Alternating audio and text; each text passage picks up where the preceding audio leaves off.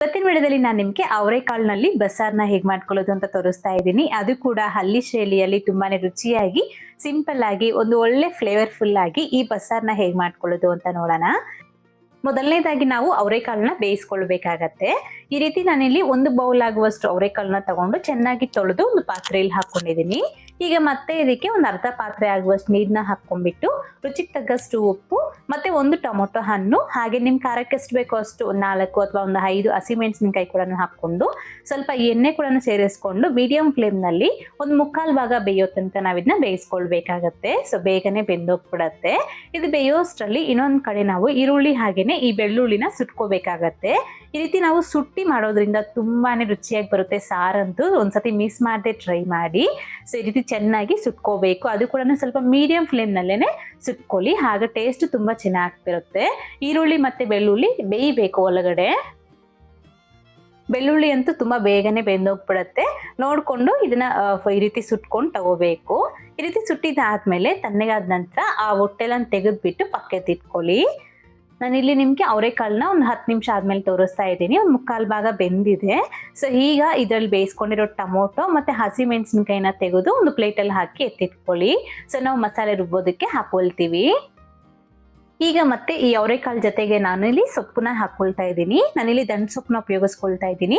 ನೀವು ಇದ್ರ ಜೊತೆಗೆ ಬೇಕು ಅಂತಂದ್ರೆ ಸಬ್ಸಿಗೆ ಸೊಪ್ಪು, ಅದೇ ರೀತಿ ನುಗ್ಗೆ ಸೊಪ್ಪು ಇಂಥದ್ದು ಕೂಡ ಸೇರಿಸಿ ಮಾಡ್ಕೊಳ್ಬಹುದು, ಚೆನ್ನಾಗಿರತ್ತೆ. ಈ ರೀತಿ ಸೊಪ್ಪನ್ನ ಚೆನ್ನಾಗಿ ತೊಳೆದು ಸಣ್ಣದಾಗಿ ಕಟ್ ಮಾಡಿ ಹಾಕೋಬೇಕಾಗತ್ತೆ. ನಾನಿಲ್ಲಿ ಸ್ವಲ್ಪ ದೊಡ್ಡ ಸೈಜಿನ ಕಟ್ಟೆ ತಗೊಂಡಿದ್ದೀನಿ. ಸೊಪ್ಪು ಇಷ್ಟೇ ಹಾಕೋಬೇಕು ಅಂತ ಏನೂ ಇಲ್ಲ. ಸೊ ನಿಮ್ಗೆ ಯಾವ್ದು ಕಾಳು ಜಾಸ್ತಿ ಇದ್ರೆ ಅದನ್ನೇ ಹಾಕೊಳ್ಳಿ, ಅಥವಾ ಸೊಪ್ಪು ಜಾಸ್ತಿ ಇಷ್ಟ ಇದ್ರೆ ಅದನ್ನೇ ಜಾಸ್ತಿ ಆದ್ರೂ ಹಾಕೊಳ್ಬಹುದು, ಹೆಂಗಾದ್ರೂ ಸರಿ. ಸೊಪ್ಪೆಲ್ಲ ಈ ರೀತಿ ಹಾಕೊಂಡ್ಬಿಟ್ಟು ಒಂದು 5 ನಿಮಿಷ ನಾವು ಇದನ್ನ ಬೇಯಿಸ್ಕೊಂಡ್ರೆ ಸಾಕಾಗತ್ತೆ. ಒಂದ್ಸತಿ ಮಿಕ್ಸ್ ಮಾಡ್ಕೊಟ್ಬಿಡಿ. ಸೊ ಒಂದು 5 ನಿಮಿಷ ಒಳಗಡೆ ಬೆಂದೋಗ್ಬಿಡತ್ತೆ. ನಾನಿಲ್ಲಿ ನಿಮ್ಗೆ ಒಂದು 5 ನಿಮಿಷ ಆದ್ಮೇಲೆ ತೋರಿಸ್ತಾ ಇದ್ದೀನಿ. ಸೊ ಕಾಳು ಈ ರೀತಿ ಪ್ರೆಸ್ ಮಾಡಿ ನೋಡಿದಾಗ ಚೆನ್ನಾಗಿ ಸಾಫ್ಟ್ ಆಗಿ ಪ್ರೆಸ್ ಆಗಬೇಕು. ಹಾಗೆ ಸೊಪ್ಪುಗಳನ್ನು ಬೆಂದೋಗ್ಬಿಟ್ಟಿರತ್ತೆ, ನೋಡೋ ಅವಶ್ಯಕತೆನೇ ಇರೋದಿಲ್ಲ. ಸೊ ಈ ರೀತಿ ಎರಡೂ ಸಹ ಬೆಂದ ನಂತರ ಹೀಗಿದ್ರಲ್ಲಿ ಒಂದು ಅರ್ಧ ಸೌಟ್ ಆಗುವಷ್ಟು ಈ ಬೆಂದಿರೋ ಕಾಳು ಮತ್ತೆ ಸೊಪ್ಪು ಇದನ್ನ ತಗೊಂಡು ಪಕ್ಕಕ್ಕೆ ಇಟ್ಕೊಳ್ಳಿ ಮಸಾಲೆ ರುಬ್ಬೋದಕ್ಕೆ. ಈಗ ಇದನ್ನ ಎತ್ಕೊಂಡ್ಬಿಟ್ಟು ಈ ರೀತಿ ನಾವು ಸಪ್ರೇಟ್ ಮಾಡ್ಕೋಬೇಕು. ಅದರಲ್ಲಿರೋ ನೀರನ್ನ ಸಪ್ರೇಟ್ ಮಾಡ್ಕೊಳ್ಳಿ. ಈ ರೀತಿ ನಾವು ಈ ನೀರಿನಲ್ಲಿ ಸಾರನ್ನ ಮಾಡ್ಕೊಳ್ತೀವಿ, ಹಾಗೆ ಇದರಲ್ಲಿ ನಾವು ಪಲ್ಯನ ಮಾಡ್ಕೊಳ್ತೀವಿ. ಸೊ ಇದು ಸೊಪ್ಪು ಮತ್ತೆ ಕಾಳು ಪೂರ್ತಿಗೆ ತಣ್ಣಗಾದ ನಂತರ ನೀರೆಲ್ಲನೂ ಸಹ ಚೆನ್ನಾಗಿ ಹಿಂಡಿ ಪಕ್ಕಕ್ಕೆ ಇಟ್ಕೊಳ್ಬೇಕು ಪಲ್ಯಕ್ಕೆ. ಈಗ ಫಸ್ಟ್ ನಾವು ಸಾರಿಗೆ ಮಸಾಲೆ ರುಬ್ಕೊಳ್ಳೋಣ. ಹಾಗಾಗಿ ಈ ರೀತಿ ಒಂದು ಚಿಕ್ಕ ಕಡಾಯಿನಲ್ಲಿ 1 ಟೀ ಸ್ಪೂನ್ ಆಗುವಷ್ಟು ಜೀರಿಗೆ ಮತ್ತೆ ಒಂದು ಅರ್ಧ ಟೀ ಸ್ಪೂನ್ ಆಗುವಷ್ಟು ಮೆಣಸು ಇವೆರಡೂ ಸಹ ಹಾಕೊಂಡ್ಬಿಟ್ಟು ಸುಮ್ಮನೆ ಬೆಚ್ಚಗೆ ಮಾಡ್ಕೊಂಡು ತಗೊಳ್ಳಿ. ಈ ರೀತಿ ನಾವು ಸ್ವಲ್ಪ ಹುರಿದು ಮಾಡೋದ್ರಿಂದ ರುಚಿಯಾಗಿ ಬರುತ್ತೆ ಸಾರು. ಈ ತರ ಸ್ವಲ್ಪ ಬೆಚ್ಚಗಾದ ನಂತರ ಇದು ಕೂಡ ಎತ್ಕೊಂಡು ಈ ರೀತಿ ನೋಡಿ ಈ ಪ್ಲೇಟ್ಗೆ ಹಾಕೊಳ್ಬೇಕು. ನಾವು ಇಲ್ಲಿ ಬೇಯಿಸ್ಕೊಂಡಿರೋ ಟೊಮೊಟೊ ಮತ್ತೆ ಹಸಿಮೆಣಸಿನಕಾಯಿ ಮತ್ತೆ ಕಾಳು ಮತ್ತೆ ಸೊಪ್ಪು ಇಷ್ಟನ್ನ ಹಾಕೊಂಡಿದೀವಿ. ಮತ್ತೆ ಅದ್ರ ಜೊತೆಗೆ ಒಂದು ಸುಟ್ಕೊಂಡಿರೋ ಈರುಳ್ಳಿ ಮತ್ತೆ ಬೆಳ್ಳುಳ್ಳಿ, ಹಾಗೆ ಒಂದು 4-5 ಟೇಬಲ್ ಸ್ಪೂನ್ ಆಗುವಷ್ಟು ಹಸಿ ಕಾಯಿ ತುರಿ, ಹಾಗೆ ನಾವು ಹುರ್ಕೊಂಡಿರೋ ಜೀರಿಗೆ ಮತ್ತೆ ಮೆಣಸು, ಹಾಗೆ ಸ್ವಲ್ಪ ಹುಣಸೆ ಹಣ್ಣು, ಮತ್ತೆ ಒಂದು 4-5 ಪೀಸ್ ಆಗುವಷ್ಟು ಹಸಿ ಬೆಳ್ಳುಳ್ಳಿ, ಹಾಗೇನೆ ಒಂದು ಹಿಡಿ ಆಗುವಷ್ಟು ಕೊತ್ತಂಬರಿ ಸೊಪ್ಪು. ಸೊ ಇಷ್ಟೆಲ್ಲ ಹಾಕೊಂಡು ನೈಸಾಗಿ ರುಬ್ಬಿ ಮಸಾಲೆನ ರೆಡಿ ಮಾಡ್ಕೊಳ್ಬೇಕು. ಈ ಪ್ಲೇಟಲ್ಲಿ ಏನೇನು ಕಾಣಿಸ್ತಿದೆಯೋ ಸೊ ಅದೆಲ್ಲನೂ ಸಹ ಹಾಕೊಂಡು ನೈಸಾಗಿ ರುಬ್ಬಿದಾದ್ಮೇಲೆ ನಮಗೆ ಮಸಾಲೆ ರೆಡಿ ಆಗತ್ತೆ. ಈಗ ನಾವು ಸಾರಿಗೆ ಒಗ್ಗರಣೆಗೋಸ್ಕರ ಒಂದು ಪಾತ್ರೆಯಲ್ಲಿ ಅಥವಾ ಕಡಾಯಿನಲ್ಲಿ 1-2 ಟೀ ಸ್ಪೂನ್ ಆಗುವಷ್ಟು ಎಣ್ಣೆಗೆ ಸ್ವಲ್ಪ ಸಾಸಿವೆನೆ ಹಾಕೊಂಡು ಫ್ರೈ ಆದ ನಂತರ ಇದಕ್ಕೆ ಕರಿಬೇವಿನ ಸೊಪ್ಪು ಮತ್ತೆ ಒಂದು 4-5 ಪೀಸ್ ಆಗುವಷ್ಟು ಬೆಳ್ಳುಳ್ಳಿನ ಜಸ್ಟ್ ಕ್ರಶ್ ಮಾಡಿ ಹಾಕೊಂಡ್ಬಿಟ್ಟು ಫ್ರೈ ಆದ ನಂತರ ಇದಕ್ಕೆ ನಾವು ರುಬ್ಬಿ ತಿಟ್ಕೊಂಡಿರೋ ಮಸಾಲೆನ ಹಾಕೊಳ್ಬೇಕು. ಈ ತರ ಮಸಾಲೆ ಹಾಕೊಂಡು ಜಸ್ಟ್ ಒಂದೇ 1 ನಿಮಿಷ ಫ್ರೈ ಮಾಡ್ಕೊಳ್ಳಿ. ಅದಾದ್ಮೇಲೆ ಇದಕ್ಕೆ ನಾವು ಈ ಸೊಪ್ಪು ಮತ್ತೆ ಕಾಳನ್ನ ಬೇಯಿಸ್ಕೊಂಡಿದೀವಲ್ಲ, ಸೊ ಆ ನೀರ್ ಸಪರೇಟ್ ಮಾಡ್ಕೊಂಡಿದೀವಿ. ಆ ನೀರ್ನ ಇದಕ್ಕೆ ನಾವು ಹಾಕೊಳ್ಬೇಕು.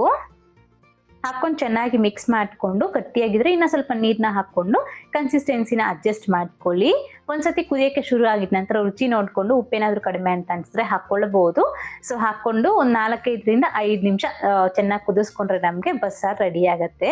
ಸೂಪರ್ ಆಗಿರತ್ತೆ. ಟೇಸ್ಟ್ ಮಾತ್ರ ಮಿಸ್ ಮಾಡದೆ ಟ್ರೈ ಮಾಡಿ. ಬಿಸಿ ಬಿಸಿ ಮುದ್ದೆಗಂತೂ ಸೂಪರ್ ಆಗಿರತ್ತೆ. ಈಗ ನೆಕ್ಸ್ಟ್ ನಾವು ಆ ಸೊಪ್ಪು ಮತ್ತೆ ಕಾಳಿಗೆ ಪಲ್ಯಕ್ಕೆ ಒಗ್ಗರಣೆ ಹಾಕೊಳ್ಬೇಕು. ಈಗ ಈ ರೀತಿ ಒಂದು ಕಡಾಯಿನಲ್ಲಿ 1-2 ಟೇಬಲ್ ಸ್ಪೂನ್ ಆಗುವಷ್ಟು ಎಣ್ಣೆ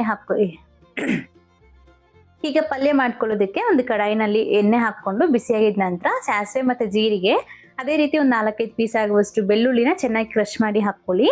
ಹಾಗೆ 4-5 ಒಣಮೆಣಸಿನಕಾಯಿ ಕೂಡ ಮುರಿದ್ಬಿಟ್ಟು ಹಾಕಿ ಮತ್ತೆ ಒಂದು ದೊಡ್ಡ ಸೈಜಿನ ಈರುಳ್ಳಿನ ಸಣ್ಣದಾಗಿ ಕಟ್ ಮಾಡಿ ಹಾಕೊಂಡು ಚೆನ್ನಾಗಿ ಫ್ರೈ ಮಾಡ್ಕೊಳ್ಬೇಕು. ಈ ತರ ನೋಡಿ ಜಸ್ಟ್ ಈರುಳ್ಳಿ ನಮಗೆ ಸಾಫ್ಟ್ ಆದ್ರೆ ಸಾಕಾಗತ್ತೆ. ಅನಂತರ ಇದಕ್ಕೆ ಸ್ವಲ್ಪ ಉಪ್ಪುಗಳನ್ನ ಸೇರಿಸ್ಕೊಂಡು ಸೊಪ್ಪಲ್ಲಿ ನೋಡ್ಕೊಂಡು ನಾವಿಲ್ಲಿ ಉಪ್ಪನ್ನ ಹಾಕೊಳ್ಬೇಕಾಗತ್ತೆ. ಉಪ್ಪು ಹಾಕೊಂಡು ಚೆನ್ನಾಗಿ ಮಿಕ್ಸ್ ಮಾಡ್ಬಿಟ್ಟು ಇದಕ್ಕೆ ನಾವು ಫಸ್ಟೇನೆ ಬೇಯಿಸಿ ಹಾಗೇನೆ ನೀರೆಲ್ಲಾನು ಸಹ ಹಿಂಡಿಟ್ಕೊಂಡಿರೋ ಈ ಸೊಪ್ಪು ಮತ್ತೆ ಕಾಳನ್ನ ಹಾಕೊಳ್ಬೇಕು.